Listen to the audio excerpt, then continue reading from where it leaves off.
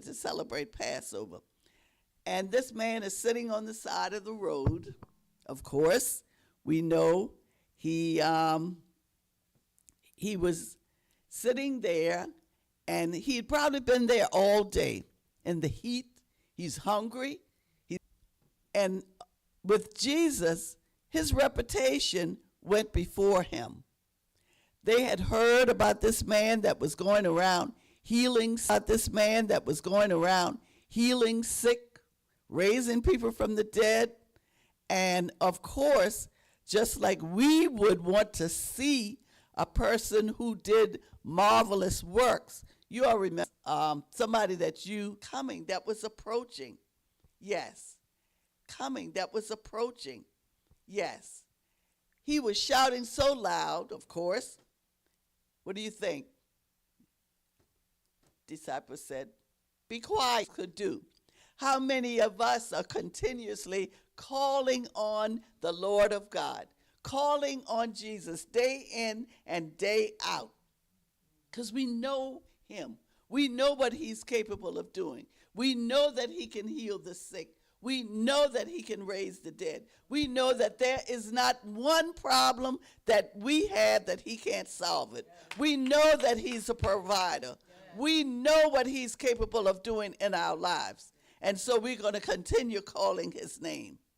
So instead of supporting Bartimaeus, they were trying all they could to solace Bartimaeus.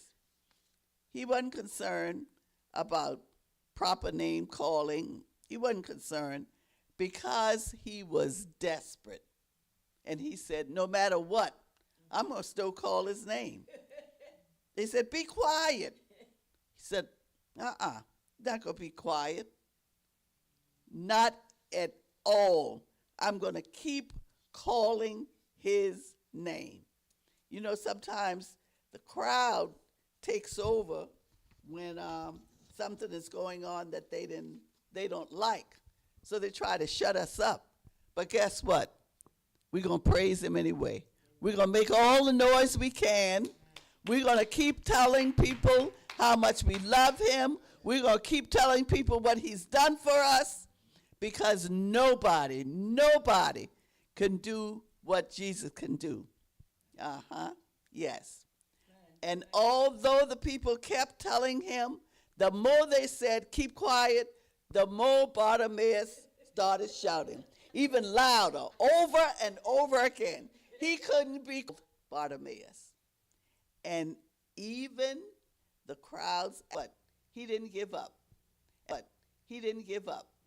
And that's the way we have to be. Yes. We're not going to give up. And that's the way we have to be. Yes. We're not going to give up. We're going to keep calling him. We're going to keep calling him because we know he hears. And went to Jesus. And you know what that was a symbol of? He says, I'm getting rid of this old, and now I'm going into the new. Hallelujah. This cloak is, that cloak was symbolic of the old.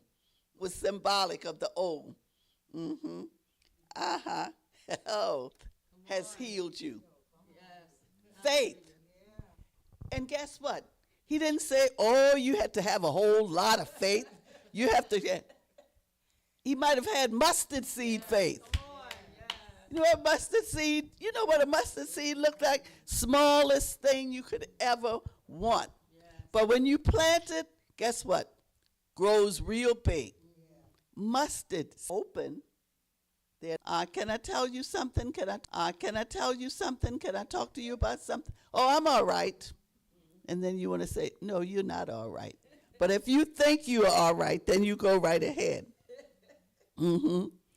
Yes, being spiritually blind, you make poor decisions in life. You have failed relationship because you are separated from God. You are distanced from God. When you allow God to restore your vision, you can better understand his purpose for your life. And you can see the world through his eyes, his loving eyes. John 8:12. when Jesus spoke again to the people, he said, I am the light of the world. Whoever follows me will never walk in darkness, but will have the light of life. So when you're walking in God's light is the key to avoid spiritual darkness. Together we are called to be bearers of this light. All of us who are believers, we are called to be bearers of this life. And this life should be guiding others who may be facing the trials of spiritual blindness. By walking in God's light, we have a deeper connection with God and illuminates the path for others, inviting them to join us into the joy of his salvation. That's why our light should be shining constantly, so that those who does not believe, those who are spiritually blind, can see our light, no matter where we are. And I know sometimes you might get a little perturbed in the supermarket or in some other places, but still our light has to shine.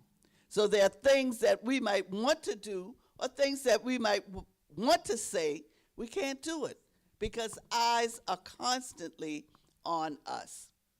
Isaiah 42:6, the Lord reminds us that we are called in righteousness to be a light to the nations, to open the eyes that are blind, to bring out the prisoners from the dungeon, those who sit in darkness. As we are faithful to the Lord and his word, we become a light to those who are blind. No, we cannot force them to see. We cannot force them to believe. But we rely on God to help us shine a light that will bring sight to them. We don't want anyone to perish. So what do we continue to do? Yes, we let our light shine. And we witness to those who are unbelievers, praying that they will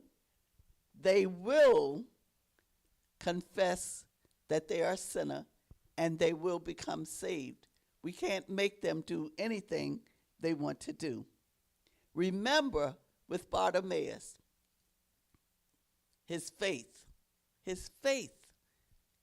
was what healed him. Yes, we think about Hebrews 11:1, where it says, faith is the substance or the